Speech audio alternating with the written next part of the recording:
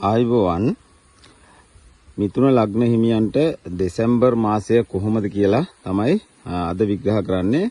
ඒ වගේම මිථුන ලග්න හිමියෝ කියන්නේ සුවිශේෂී ලග්න හිමියන් මේ මාසය තුලදී දෙසැම්බර් මාසය තුලදී සුවිශේෂී දක්ෂතා වගේම සුවිශේෂී ධනලාභ ඒ වගේම සුවිශේෂී වස්තුන් වලට හිමිකම් කියන උපතින්ම හොඳ දක්ෂතා තියෙන කතාවට කියන්නේ මොළ දෙකක් තියෙනවා කියලා. අන්න ඒ වගේ මොළ දෙකේ කට්ටිය තමයි මිථුන ලග්න හිමියෝ කියලා කියන්නේ.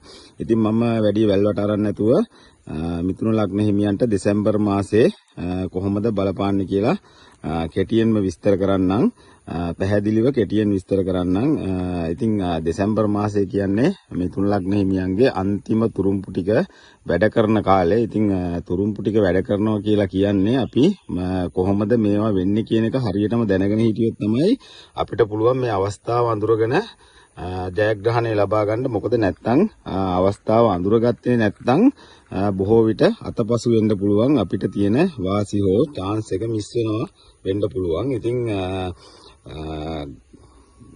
ඒ වගේම මෙන්න මේ අන්තිම තුරුම්පු ටික අපි හරියටම හඳුනගෙන තමයි මේ ග්‍රහචාරයට අපි මුහුණ දෙන්න ඕනේ දෙසැම්බර් මාසය තුලදී.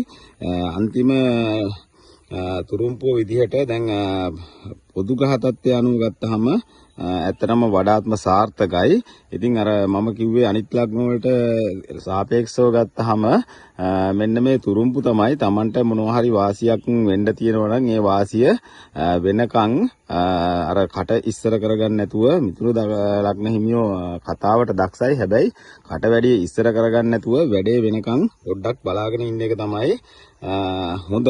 ඒ වගේම ග්‍රහ චක්‍රයේ තියෙන විදිහට ගුරු දෙවැන්නේත්, කේතු තුන්වැන්නේත්, බුධ පස්වැන්නේත්, රවි කුජ සිකුරු රාහු නවවැන්නේත්, ශනි දහවැන්නේත් ගමන් කරන මේ වෙලාවේ පොදු ග්‍රහ තත්ත්වය අනුව ඊටමත් හොඳ තත්ත්වයක තිබුණත් එක් ලග්න හිමියන්ගේ පෞද්ගලික කේන්දරයේ ග්‍රහචාරයට අනුව යම් යම් වෙනස්කම් සිද්ධ වෙන්න පුළුවන්. ඒත් පොදුවේ ගත් කල ගොඩාක්ම හොඳ තත්ත්වයක් තියෙන්නේ. හැබැයි මන් මෙන්න මේ කියන කරුණු ටික ප්‍රධාන වශයෙන්ම බුද්ධිය රඳවා තබා ගන්න ඕනේ දේවල් ටිකක්. මොකද මුදල් ලැබීම හොඳ වුණාට මුදල් පොඩි හිරවීමක් වගේ දෙයක් පෙන්වන්න පුළුවන්. ඒකට කරන්න ඕන දේ තමයි තමන්ගේ තීක්ෂණ බුද්ධිය කල්පනා කරලා උපායශීලීව මේ මුදල් ලබා ගැනීමට කටයුතු කරන එක තමයි. මුදල් හිරවීම සම්බන්ධව කලබල වෙලා ගැටලු සහගත තත්ත්වයන් නැති කරගන්න හොඳ නැහැ. මොකද මේ හිර වෙන මුදල් අනිවාර්යයෙන්ම හම්බෙනවා. එතකොට මේවා ඔයාගේ හැකියාවෙන් ලිහිල් කරගන්න පුළුවන්. මේ මිථුන ලග්න හිමිය ගාව තියෙන සහජ හැකියාවෙන් මේ දේවල් ලිහිල් කරගන්න පුළුවන්. ඉතින් ඒක නිසා වැඩි කලබල වෙන්නේ නැතුව ඒ ගැන අවධානයෙන් ඉන්න ඕනේ. ඒ වගේම අර මම කිව්ව මොළ දෙක පාවිච්චි කරන්න ඕනේ අනිවාර්යයෙන්ම වියදම් කිරීමේදී. මොකද මිථුන ලග්න හිමියා බාහිර අලංකාරයට ගොඩක් කැමති කෙනෙක්. ඉතින් ඒකත් එක්ක අධික වියදම් යන්න පුළුවන් මේ මාසෙදී. ඒක නිසා තමන්ගේ මොලේ කල්පනා කරලා අපි අර මුදල් කළමනාකරණය කරගෙන වියදම් කරොත් හොඳට කල්පනා කරලා මුදල් තමන්ගෙන් ලිහිල් කරොත් කිසිම ගැටලුවක් නැතුව මේ ටික කළමනාකාරීත්වයේ තුලින් ඉස්සරහට යන්න පුළුවන්. ඒ වගේම හැබැයි ණයට දෙන්න යන්නත් එපා.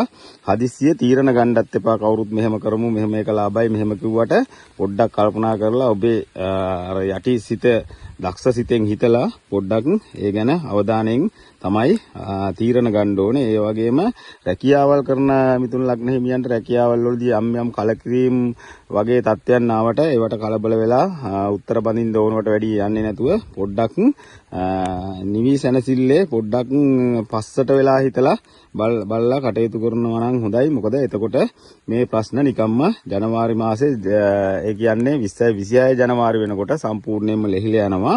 ඉතින් ඒක නිසා අර කලකිරෙන ස්වභාවය ආවත් හිත ශක්තිමත් කරගෙන පොඩ්ඩක් මාසයක් මේ මාසේ ඉවසගෙන කටයුතු කරොත් මේ මාසෙත් හොඳයි. ජනවාරි මාසේ හොඳටම හොඳ ප්‍රතිඵල ඒ ඉවසීමේ ප්‍රතිඵල මාසයකට පස්සේ ගන්නත් පුළුවන් වෙනවා. ඒ වගේම ලැබීම් ලැබෙනවා අනිවාර්යයෙන්ම. පොඩ්ඩක් පහුවෙන එකට කලබල නොවි හොඳ කල්පනාවෙන් වගේම හොඳ තීක්ෂණ බුද්ධියෙන් කටයුතු කරොත් ණය නොවි මේ මාසේ දිගටම අල්ලගෙන ගියොත් ජනවාරි මාසෙදී සාර්ථක වෙන්න පුළුවන්. දෙසැම්බර් මාසෙ කිසිම ගැටලුවක් නැහැ. හැබැයි තමන්ගේ කල්පනාකාරීත්වය හා වෙනත්